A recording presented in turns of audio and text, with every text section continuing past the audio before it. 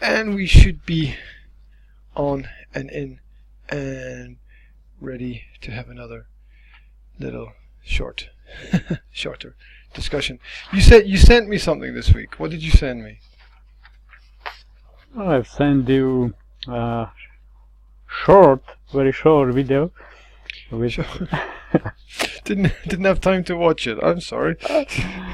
Okay, the man said or talked about how to reduce 10 rules got by Moses from the God to 2 essential rules, finally to 1 rule. But was don't drop the stone tablets. Was that one of them? You know the story, right? Moses went up the hill and met God. Well, didn't meet God? Sort of met the spirit of God or whatever it was, and got these tablets with the rules, and went down the hill. And when he got to the bottom, he dropped them and broke them, and he had to go back up the hill again and ask God for some more. That's basically the story, right?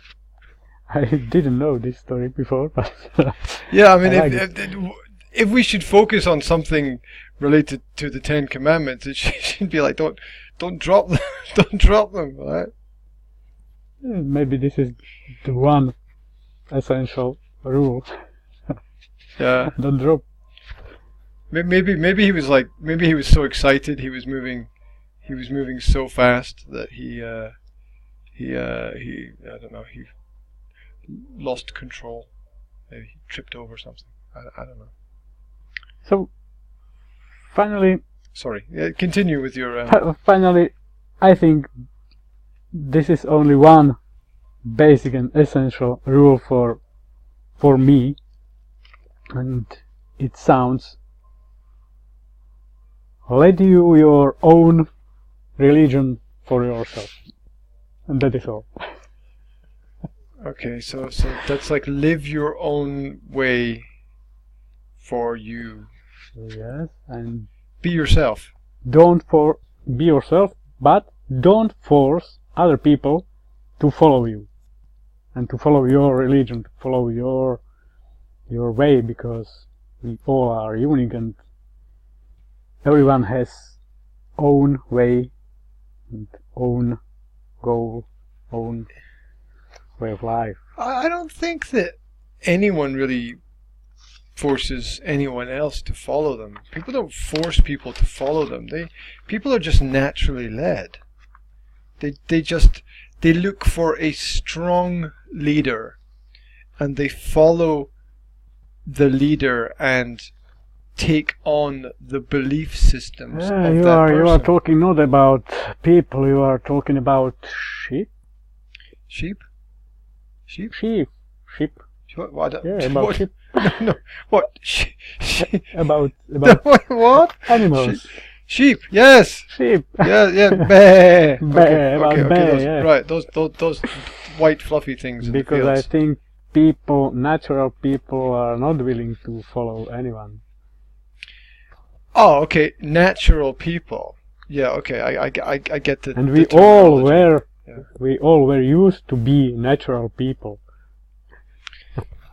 Yeah, but we wouldn't get very far if we were all wandering around doing our own thing and not working together, would we? Maybe it was many years ago. Yes, I agree.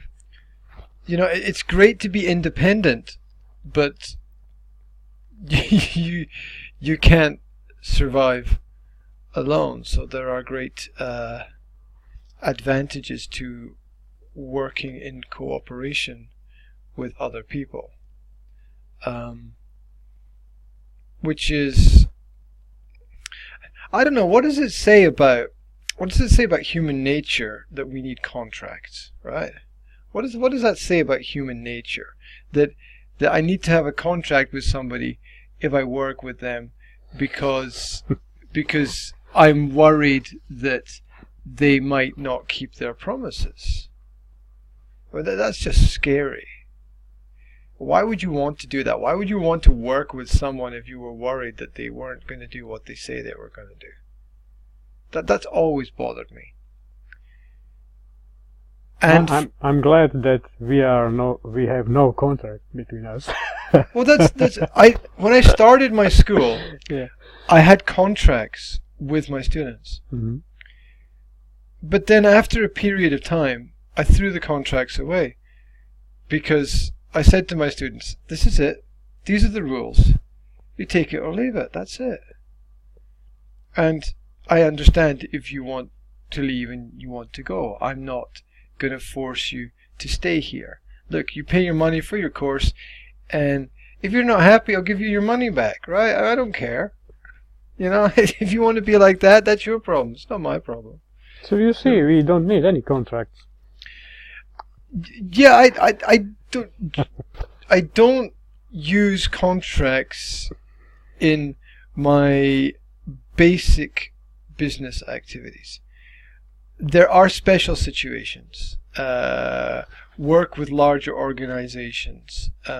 Larger companies can be complicated. Things like having an accountant.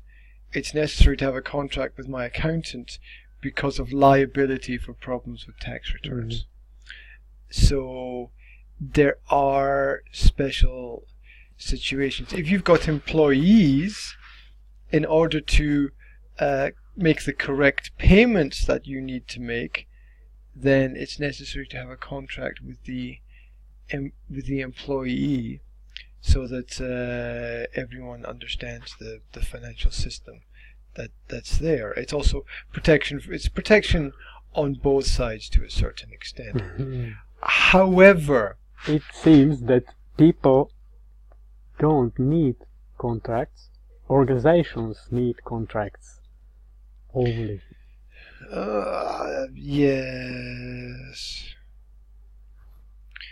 Well, you know the history of organization, right? Organization, corporation, corporate, corpus. Corpus means body. Same as corpse, yeah? Corpse. So the reason why you can take a company to court is because a company is a corporation and a corpus is a body, because only people can be taken to court. And a company is a fictional person.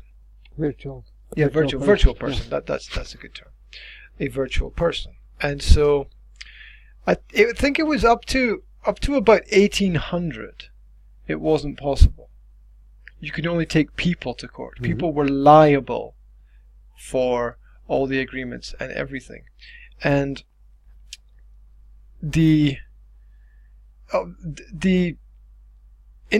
positive or good intellectual elite of the past understood this, and they were always fighting to not allow companies to become corpus, because they knew that the nature of life is death, and you need the cycle. Life, death, life, death. And if you created a virtual company, the company would not die. It would live forever and could grow and grow and grow and grow. And there was a great fear in the past that that's what would happen, and these companies would grow to become bigger than towns, bigger than regions, bigger than countries, maybe even bigger than continents, more powerful than governments, and they would take over. And the merger of corporate international business and financial systems and government is the basis of fascism. And there was this fear 200 to 300 years ago that that's the kind of world that we were going to build. And so there was a fight. Now, obviously, those social elites who wanted to live forever, they didn't have the medical technology at the time to do that in a physical sense, and it's questionable whether we have that now. Probably not. And so they created the company. Now, whereas before the company would die when the person died and would have to be passed on to somebody else before that, the corporation in essence can live forever. And we're left with these giant global conglomerates of oil companies and financial services and pharmaceutical firms. Pharmaceutical companies, yeah, of course. That's a great example. That hold and wield extraordinary powers. That's a great word. Extraordinary powers worldwide to influence policy through lobbying, through business gifts, otherwise known as bribes. But my opinion is that behind these virtual organizations must be hidden some alive being, some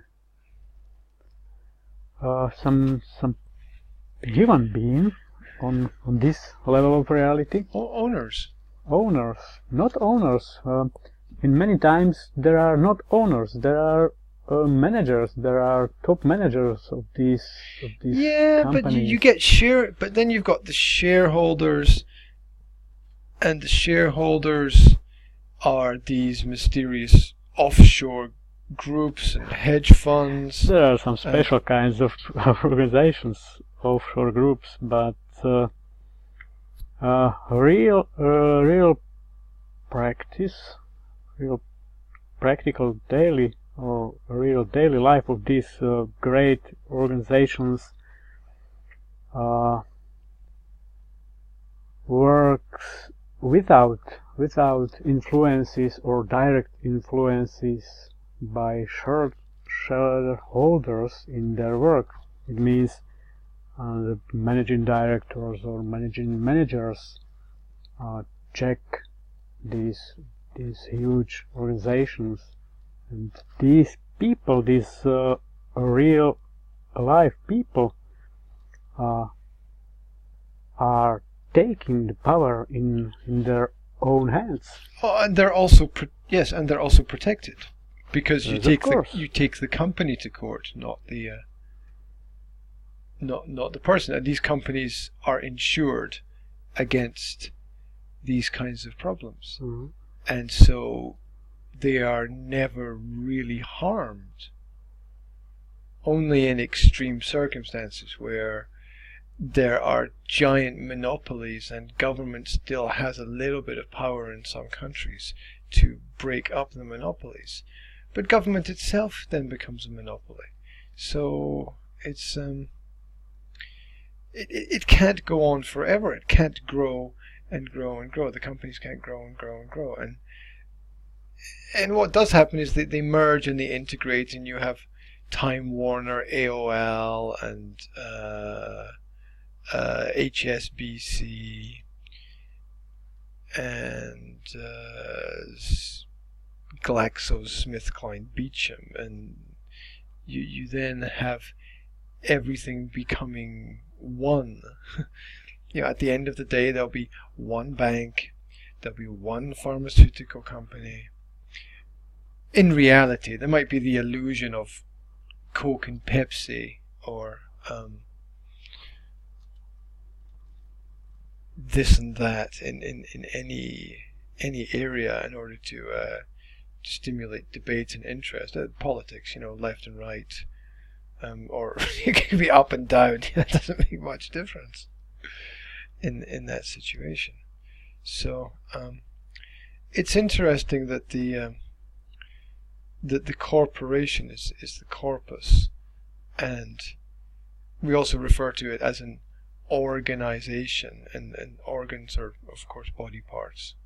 So that's fundamental for our understanding of how that world is. And the idea that you can take a company to court was ridiculous a few hundred years ago. That would be like taking an object to court, or taking a book to court, or a chair to court, or a tree to court, or something like that. It was madness, and yet we have slowly moved into that kind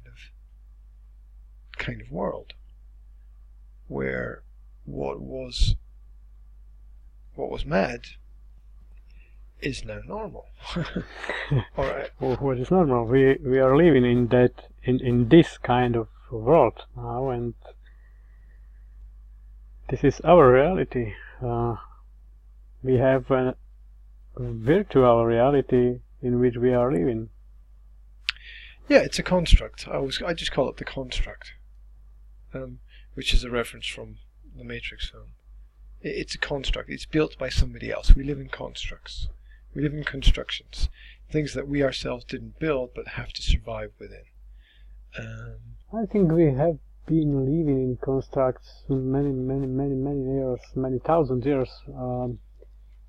But this kind of construct, which we are living now, is the most artificial of my opinion, of all constructs in our history on this planet, because of very high level of technology development, and this technological development allows this crazy construct. Well, we live in a world where banks print their own money, or create it in digital form, which is just the same, or worse. Virtual money. And we're brought up with these false ideas that people rob banks, when the truth is the banks are the robbers. So we are misguided from a very early age, and it's very hard to break free from these ideas that are presented to us. Go to school to learn, put your money in the bank, you need a job, standards of living, and you need high standards of living. Yeah, but that's also understandable to a certain extent. I mean, as I said before, there are areas of science that improve things. Things like which water is good to drink or safe to drink and not safe to drink. Like, science can give us that information. Of course, I get it that if we lived in a pure world in balance with nature, we wouldn't need to worry about a lot of those elements. But some food is not good for us, right? Some food is poisonous. So it's good to know what we can eat and what we can't eat.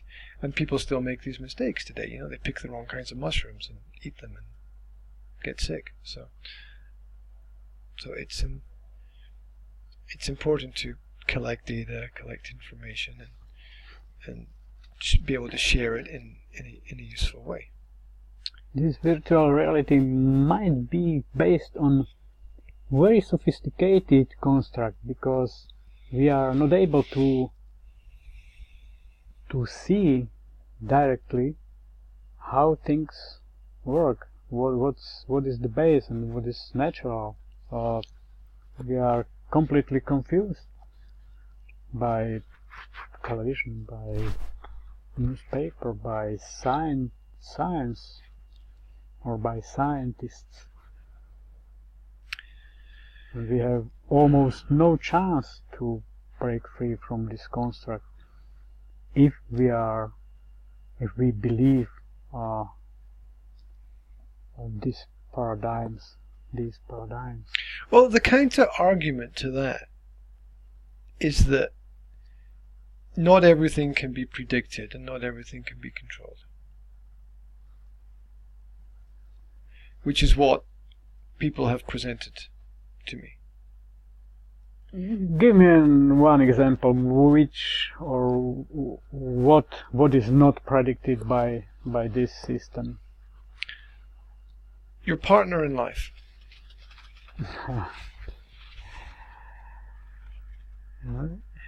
Now, I can give you examples where that's not true, actually.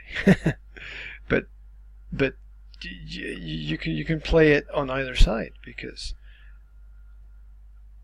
you can say, well, you could randomly end up with anyone anywhere. It doesn't matter where you go, where you live. In general, you will find someone to share your life with, unless you live on an oil rig or something in the North Sea where there's only men, right? So that's hard, but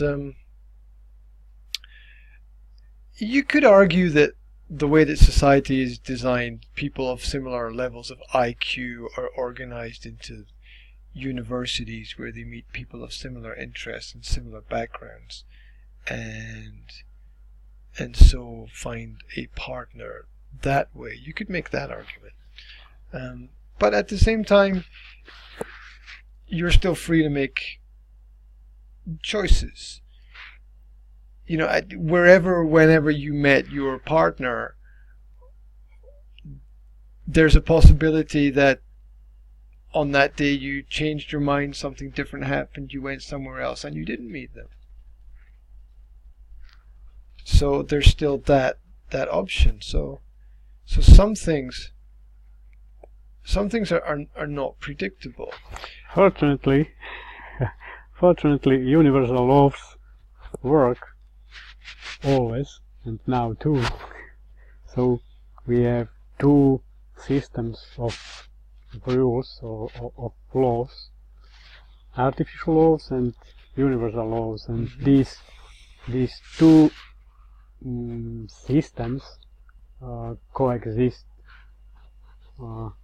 each in other, but my opinion is that we have a chance to awake and to start to understand how things really work. Thanks of this universal system that is present here and now. Maybe. I hope I know. I feel. Yeah, there's a difference between feelings and facts, but we won't go down that road. We won't go down that road today. I've got a story for you. It's not a true story. I'll tell you, it's not a true story. It's not a true story. But it's a little story. Oh. And you might like it. It's called The Most Precious Jewel. The most precious? The Most Precious Jewel. Jewel as in jewelry. Mm-hmm. Yeah. You know those rings that women like to wear with lots of expensive stones. Or diamonds, which are expensive but shouldn't be, right? Because diamonds are everywhere. And they shouldn't be expensive because we have a surplus, we have too many diamonds in the world, but people want to spend large amounts of money buying diamonds which are not special, because you can go to Africa and you can find diamonds everywhere. Really? No, yeah. There's I'm going to Africa. There's national parks. A lot of national parks have special rules because there are full of diamonds. They're full of diamonds, yeah, and you can't Oh. go and collect them and pick them up. De Beers, the international company which has a monopoly on the diamond trade, has warehouses that are full of diamonds, and what they do is they collect them and they store them and pretend there's a shortage when really there's an excess. And so diamonds are actually not really rare. But that's another myth. They also have a nice little global mafia and their own private army that goes around the world and solves problems. This is a nice story. For them. Anyway, that's not the story. The story. That's not the story. The story is the most precious jewel. So it starts like this. There's a woman who goes on holiday, and she wants to go and see a piece of history that exists in the world. So she decides to go to Egypt, and she wants to see the pyramids and see where the pharaohs lived, and maybe go and see the Valley of the Kings. So she goes to Egypt, and I don't know if you've seen Giza and the pyramids, but basically there's a city right next to the pyramids. Yeah, you can stay in the city and you can walk for 15-20 minutes. You can get to the pyramids. So she stays in the city there, and she decides to take a walk to the pyramids. So she's out walking along the sand, going towards the pyramids. And as she's walking along the sand, she sees something sparkling and glittering in the sand, and she walks over to it and picks it up, and it's a jewel. It's a red jewel, something like a ruby, and it's quite large. And she's thinking like, wow, I wonder if this belonged to maybe some pharaoh of ancient Egypt, or maybe to some princess, or maybe it was dropped, or maybe there was a war or a fight or a battle over this, or maybe some thieves stole it from a tomb and dropped it there, and it's been there for thousands of years, and it's quite big, and she realizes it must be worth quite a lot of money. It must be worth maybe $500,000 or £1 million or dollars or whatever. So she's looking at it thinking, wow, this is my lucky day, and she's thinking about all the things she can do with it, like wow, I can have another holiday, I can buy a house, I can have I can get a car, I can pay off my my mortgage, oh wow, all the things, this is pretty amazing.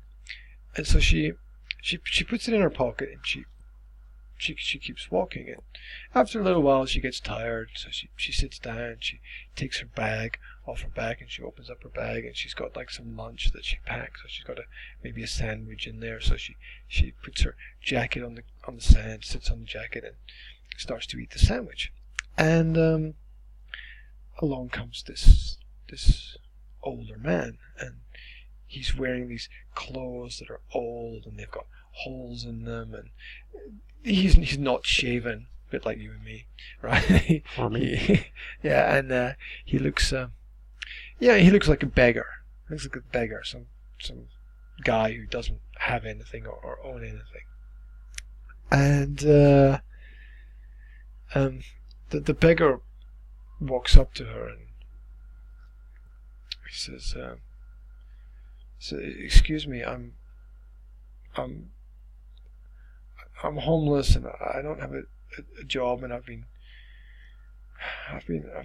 walking all day looking for some food or some water or something, and I see that you've got a sandwich. Could you maybe could have a little bit of your sandwich? 'Cause I've got nothing to eat at all." And the woman sort of looks at him, and she says, "What? You want what?" He said, "Well, look, I'm homeless. I've got nowhere to live. I can't find a job. Nobody wants to employ me. I'm too old. Everybody wants to employ someone young, and I haven't eaten all day, and I'm really hungry. I see you've got a sandwich there. Could I just have a little bit of your sandwich?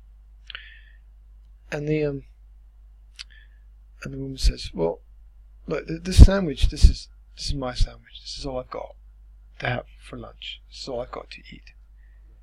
So she said, I can't give you a sandwich, but I've got something else. So she puts her hand in her pocket and she pulls out the ruby. And she says, you can have this. She gives it to the man. And the man is like, whoa, this is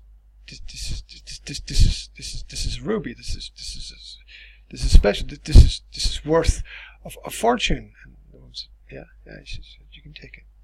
And the man is like, are you sure? And someone said, yeah, take it. Go on, take it. It's okay. I found it, and I was thinking about how lucky it will be for me, and maybe looking at you, maybe you need it more than I need it, and here you are. Take it. And the man's in shock, and he says, "Oh, wow, thank you, thank you very much." And she said, "No, you can take it and do what you want with it." And so he turns around and he walks away, and he walks for about 10-20 meters, and he stops.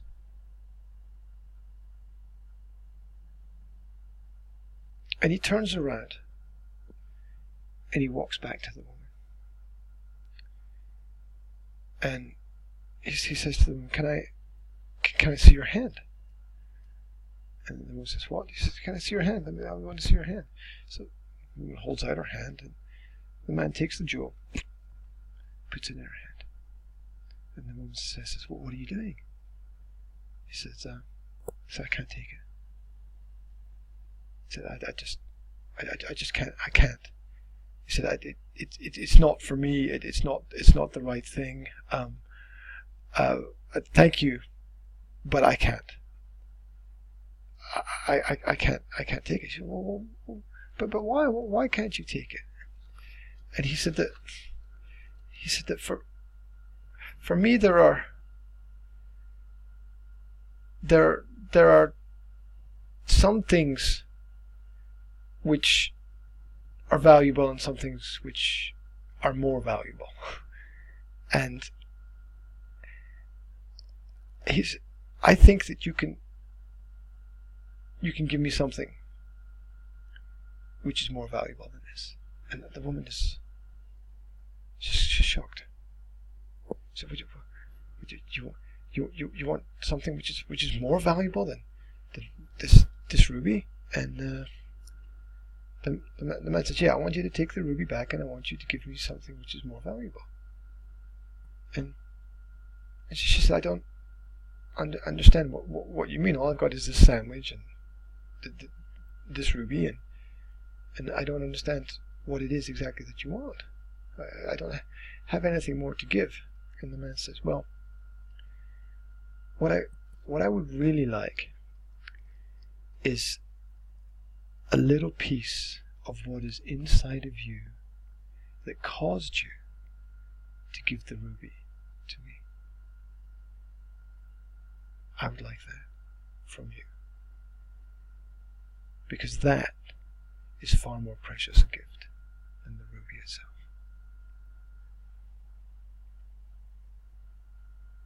And that's the story. Mm-hmm. Very nice story. That's my little story for you today about the true value of things, and that often when we try to help people by giving them things, we're giving them the wrong things. We are in this world, unfortunately, focused on the commercial aspects of everything, and we tend to give people things rather than knowledge and experience. And it's the knowledge and understanding and experience and the ability to be kind and give things that has the real value.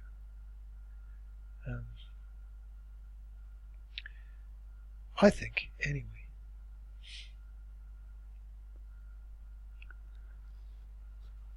The most, or the more valuable than anything is our care, I think. Careness. That would be kindness. Oh, kindness. And our care. Care can be a noun as well. Our care or kindness to other people. And our love to other people. And these values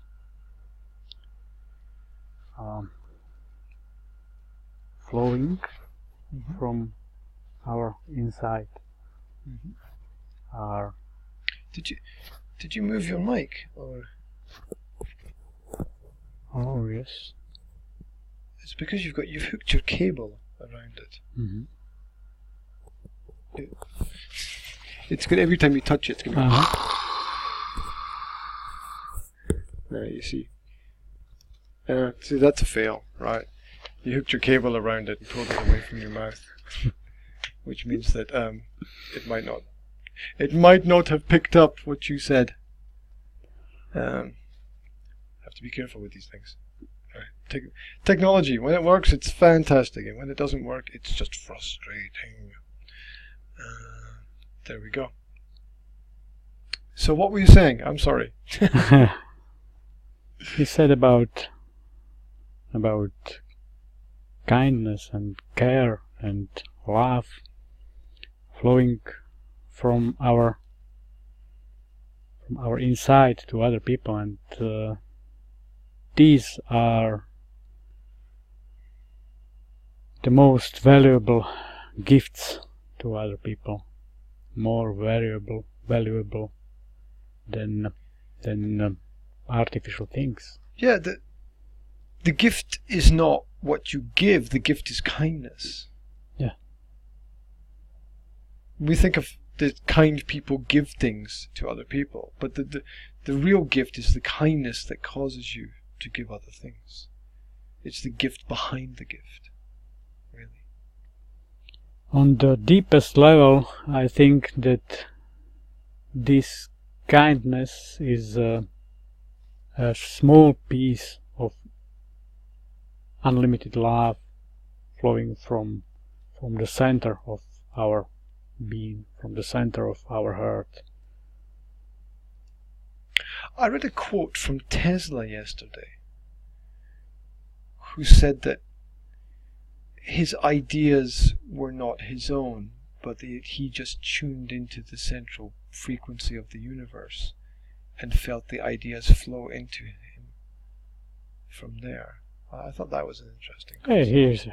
He received universal information, or information from universal source of information, and he was able to catch it but he was able to apply it in his daily life, and this is the most important thing for us.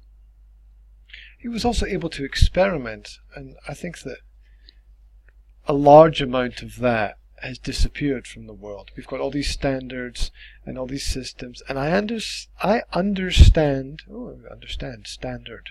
Interesting. Okay. So I understand where these things are important, but if there's no room to experiment, then you can just forget about progress. If there's no room to experiment at all and to study things, you can just forget about any kind of... But again, you can experiment many times and the result will not come, because in case when you are not tuned on the universal source of information.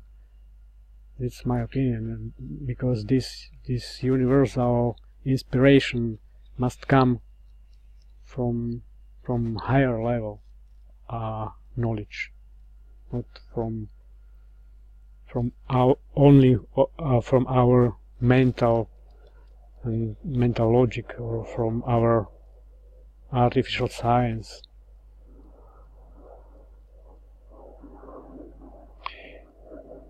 It's possible. It's also beyond my ability to ability of my brain to comprehend those things sometimes. Let's take a little step back to the story that I told, which was about giving things. And last week we talked a little bit about the experiences of a child and a parent relationship, where the parent was giving a lot of toys to the child. Can we go back and maybe you can explain that again? You were describing a story. Yes, I remember. I have some members of my family, my relatives, who have got a small child. She's 3 years, a little bit more than 3 years old, and she's very nice, very kind, and her parents are very careful to her, and they love her very much, and especially her mother provides kindness and care for her 24 hours a day. Her mother tries to do the best of her for her daughter. But I noticed when I was in their home, I was very surprised, almost shocked by amount of toys in this house. There are hundreds, maybe thousands of toys, and there are I counted books belonging this small 3 years old girl, and the number was over 1,000. No, sorry, 100. Over 100 books, and the most of them are books, written books, not pictures, not books with only pictures, but written books. There are books with many articles and texts. So I'm not sure if this way of education is very useful for such small girl.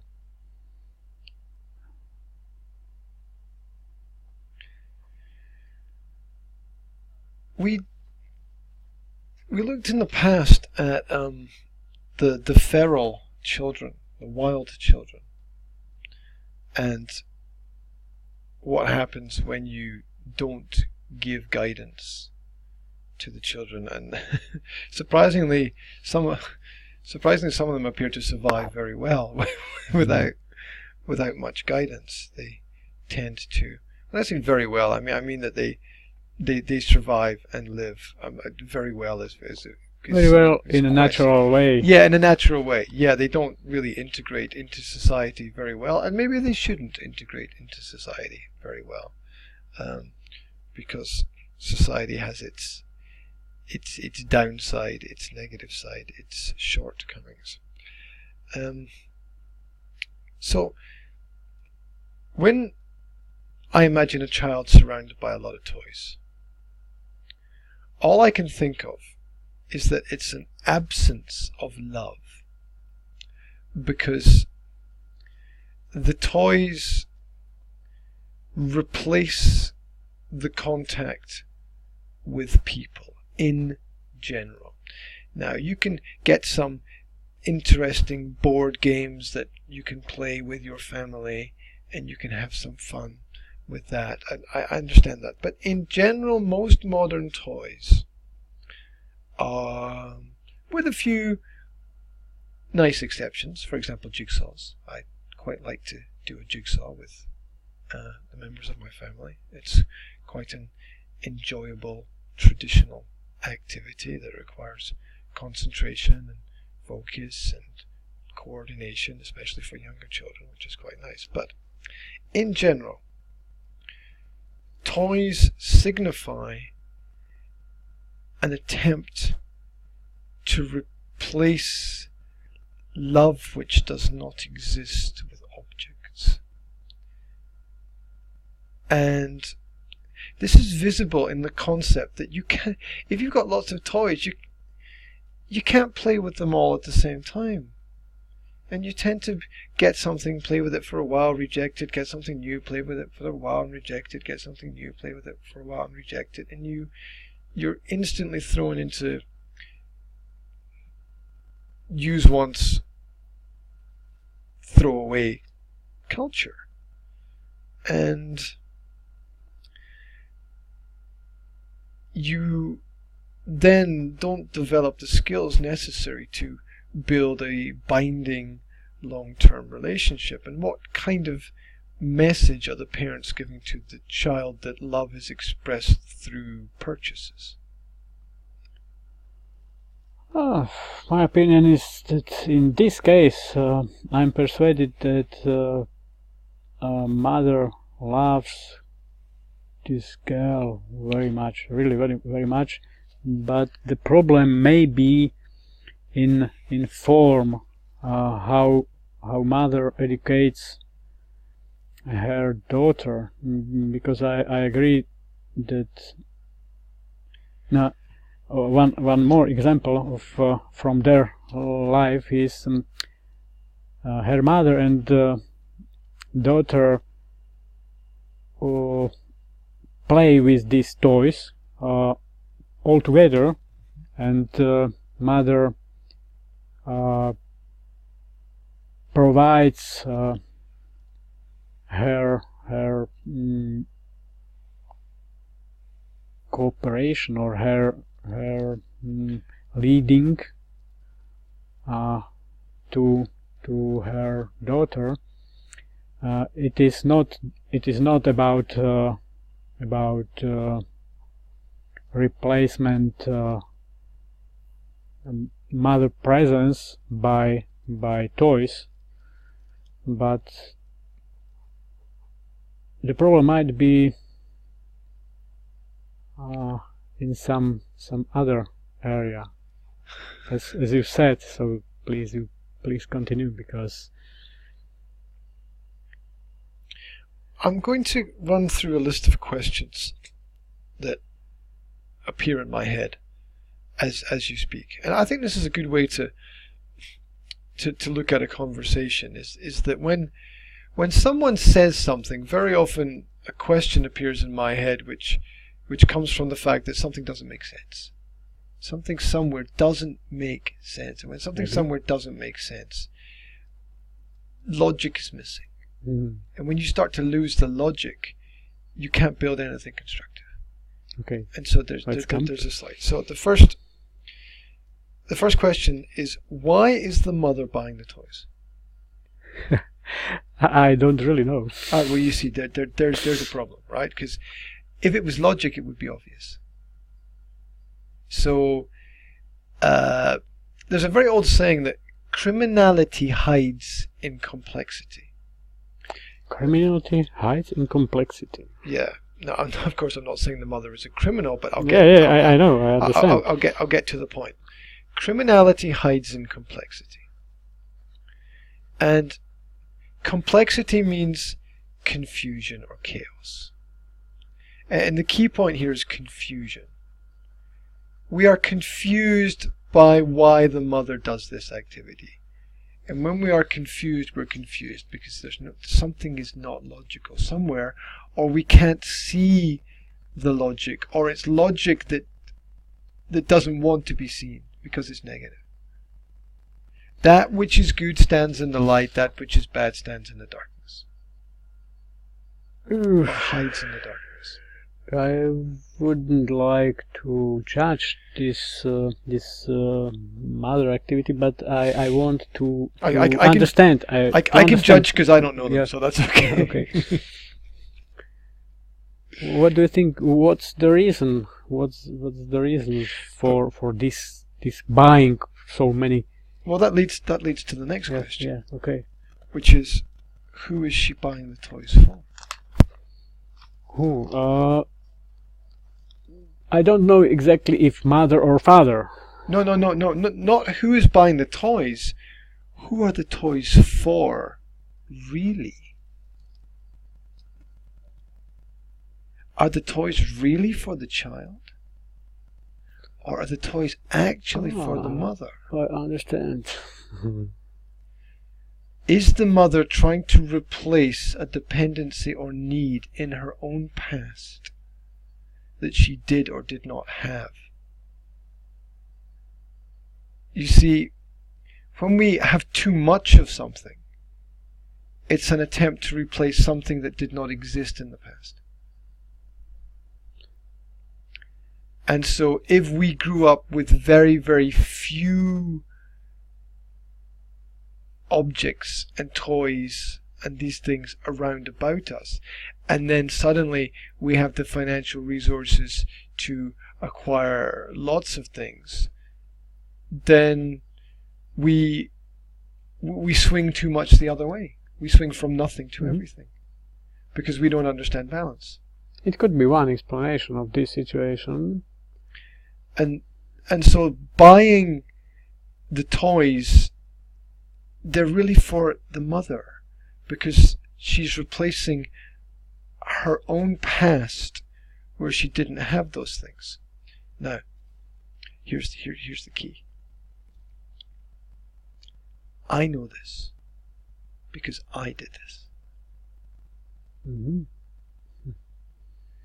I discovered that when my son was born, I found an urge to want to buy for him what I wanted when I was young that I didn't get. Yes. And it was a very powerful and often irrational urge coming from deep inside me, and I had to fight with myself a little bit to not go down that road.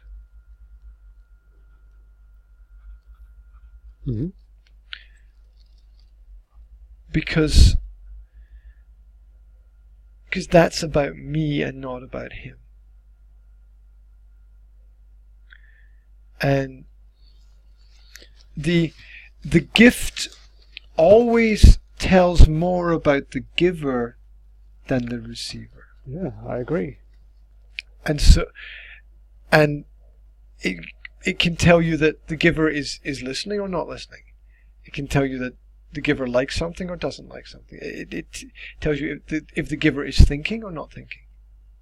So the gift always tells you much more about the giver than the receiver.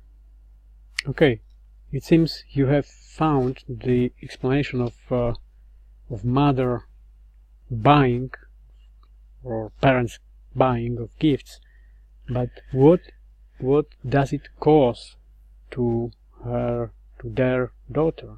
This is another and much more important question. Well, I touched on that a little bit, which is it's first of all, it's teaching the child that you can buy affection, which is a giant mistake, because you can buy people, but you can't buy me love. Everybody tells me so. In the real sense, right? It's, of course you can buy gifts for people and they can like you because you buy gifts for them, but that's not really love, is it?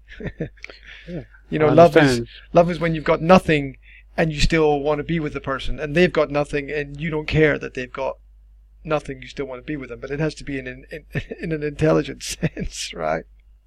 It can't just be blind madness. There's got to be a rationality there, and so these gifts are also teaching the child that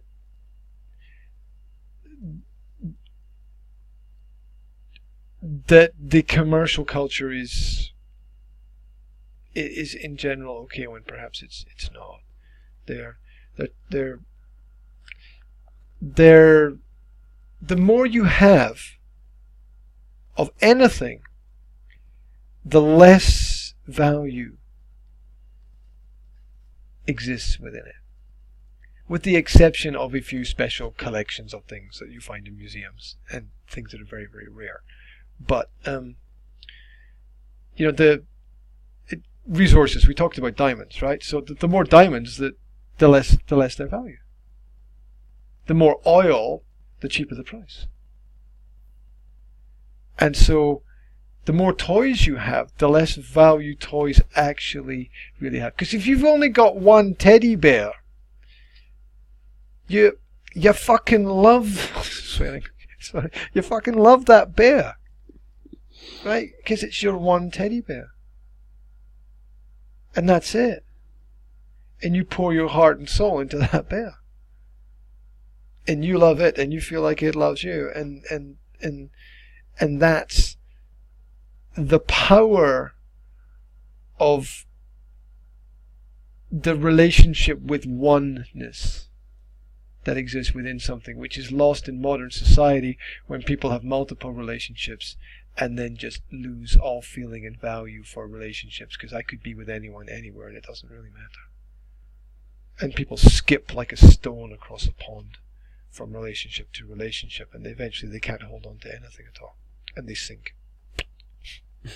into the water.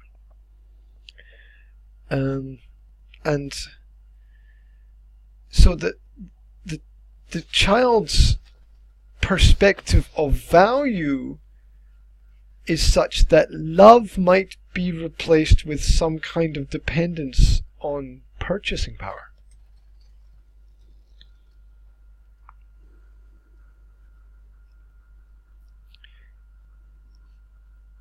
And when you give the child everything that the child wants, it's wrong. You're not teaching value. And when you give the child everything that you want to give the child, it's wrong. Because you're not limiting yourself. So either way, it's wrong.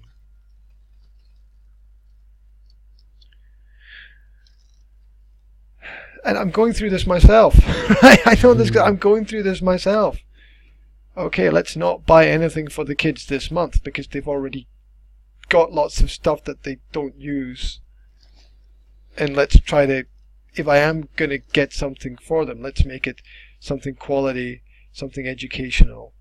And let's limit it, because like friends, anyone who's got a lot of friends has got very low standards.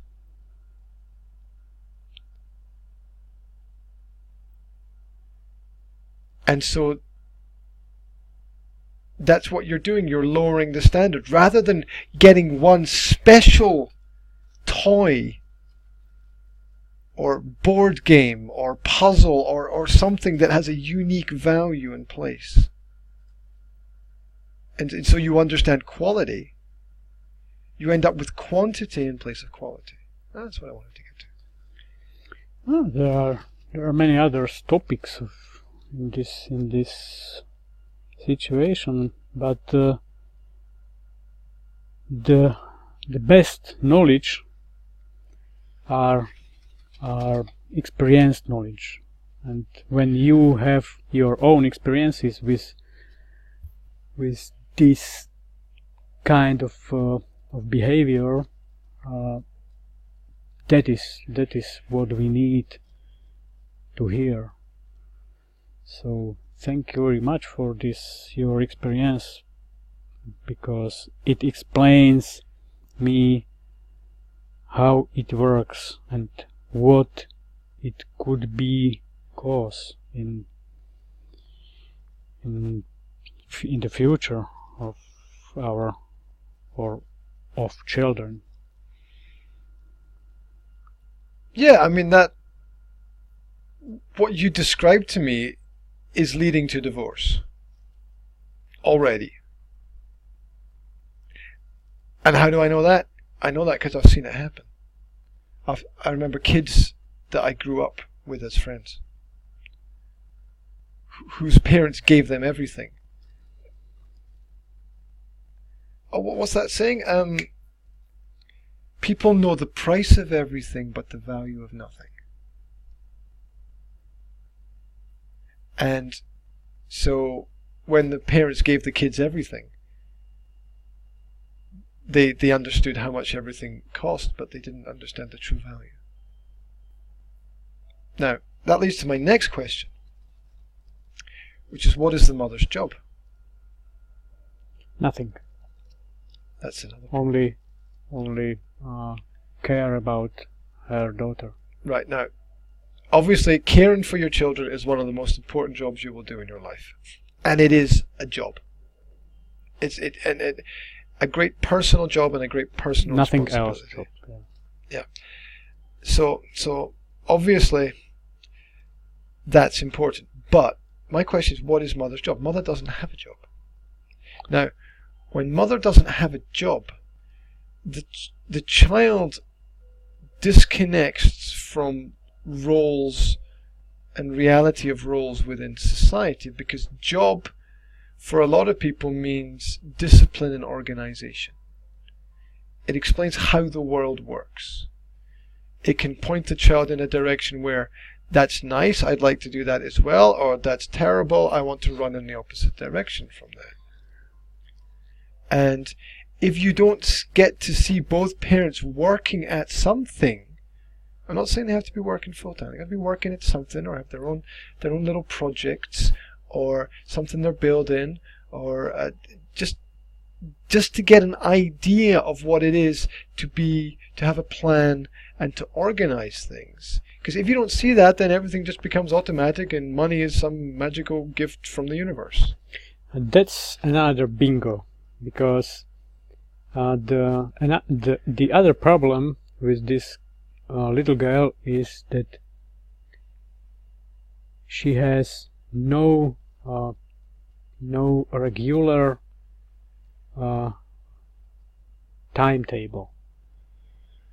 For example, she goes to sleep not regularly at about 8 p.m., but one time at 10 p.m., one time at 12 p.m.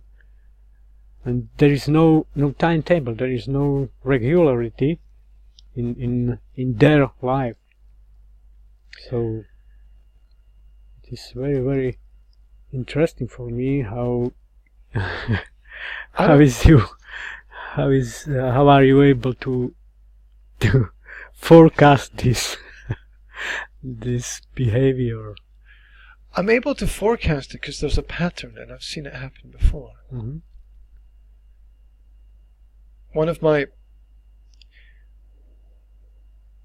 my mother's best friends from school, her daughter, who was basically the same age as me, Mm-hmm. went through exactly what you described. Mm-hmm. And a few years ago she got divorced, and I'm not surprised, because of the pattern of events. where you don't learn to hold on to what you really value. You can give it away or throw it away, and it's okay. And she was surrounded by toys when she was a girl. And here's the other danger: she was an only child. And that pours all your attention and all your focus in one direction. And that, again, is not good. Because you think you should be the center of everything. And perhaps to your parents you are the center of everything. But you can't teach your child that the child is the center of everything. You've got... Yes, you are the center of your own universe. I get it. I get it. I am the center of my own universe. My whole world revolves around me. But I'm not so arrogantly selfish to think that it should. Or to want it to be that way. It's just an understanding of that's the way the universe works. But there are many mothers who have got more than one or two children, and they are at home with them only. It means motherhood is our single job, but this mother are able to create a regular system, disciplined children. It depends on individuality, on personal skills, maybe or personal characteristics of these mothers. This is not general valid. I think that when motherhood is only single job for women, that you're it right. leads to this strange situation. You're right. But my key is an only child, one child. Yes. Having only one child and pouring your focus and attention into that one child gives that child a distorted sense of value. And this is only visible when you have a second child. In this case, what I said about is interesting, that this little girl is the third child in this family, but the first two are adult now. Okay, this is new information. But my opinion is that the education of these first two kids was not very good too, because of these similar problems. When you say they're growing up now, I mean, what is the age difference between the first kids and... About 20 years. So the family waited 20 years to have... The woman waited 20 years to have another child. Yes. This third... Wait! Don't tell me. Yeah. I know. Okay. I'm gonna make a wild guess here. Mm-hmm. That the third child was unexpected. No, it was planned. No, it was planned. It Wow. was. It was. That's interesting. It was a last plan how to save a marriage. Oh! Realized by mother. Oh, then I was right. Yes, you was right. You are right. I was right, because what I was pointing at was it wasn't a loving, planned, let's have another child relationship. There was another reason. And my suggested reason was accident. But it's not accident, it's on purpose to avoid an accident. Which would be divorce. Divorce would be an accident, right? Okay, well said. There. So that's very interesting. Because that was the fourth question that I wrote down. It was leading there. The whole conversation was leading that way, because the fourth question, it's written here, is where is Dad? Mm-hmm. father was not present in any single part of your conversation and still hasn't appeared. You have not mentioned father at all. You haven't even. This was only my mistake, I think. No. No. It's not a mistake. It's a conscious choice. To not mention the father is that which is not in the conversation is often more powerful than that which is in the conversation.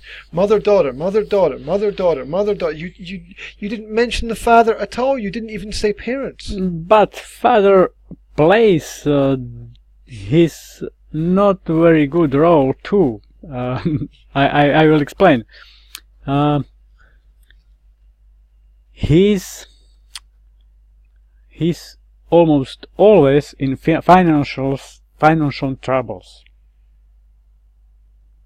Okay. It means he comes to her mother to borrow money, to lend money, to borrow money, because of lack of money. But in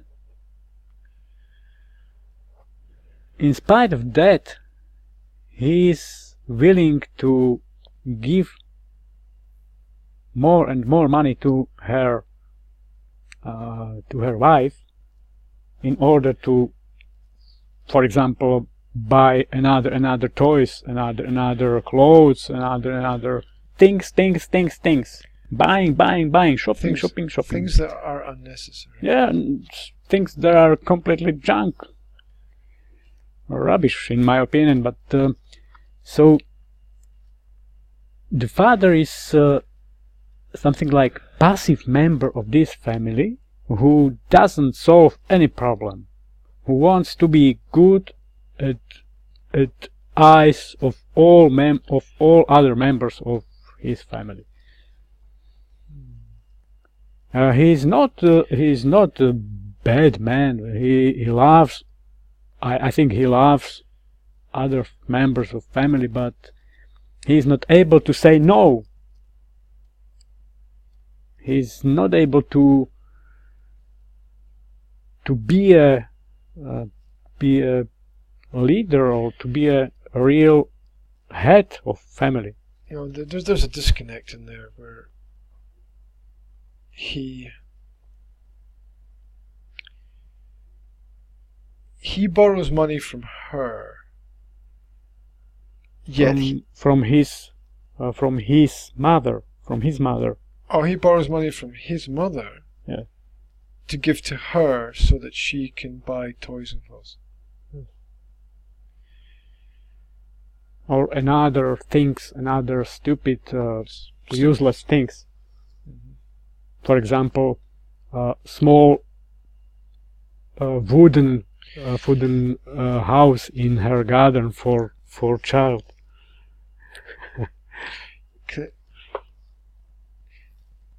In order to see the picture clearly, in order to understand, you've got to clear away all the objects.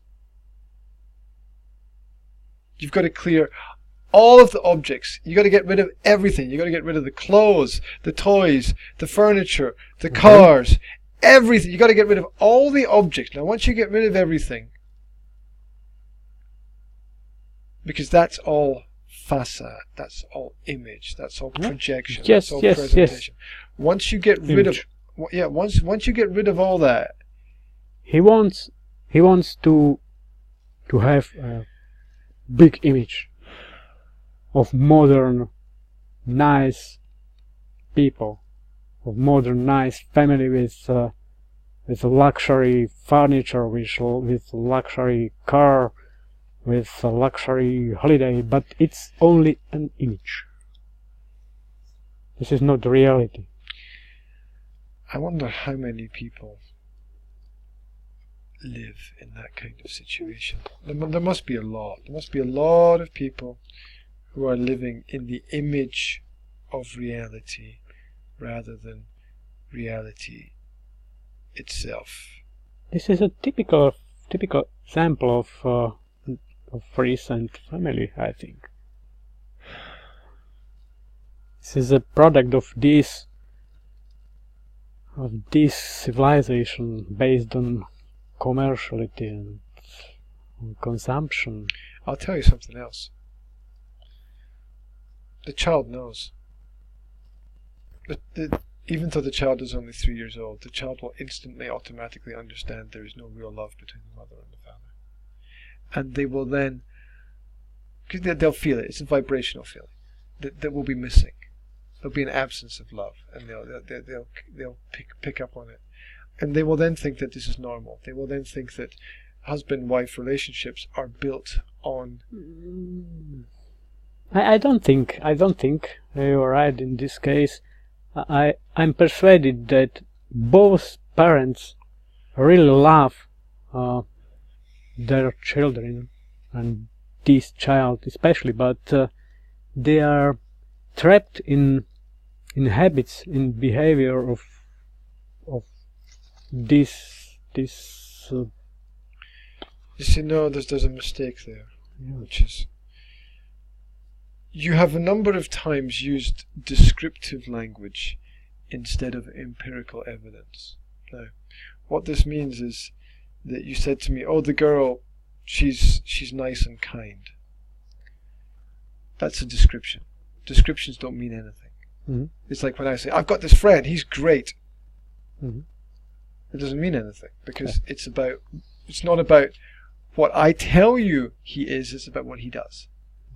And you won't know until you see what he does personally, whether or not. So when you say... I understand, yeah. So when you say both parents love their daughter, there's a problem, because if you really loved your daughter, you'd love your wife. Now the problem is that I'm going to make a wild guess again that they're both fighting for psychological control of the daughter.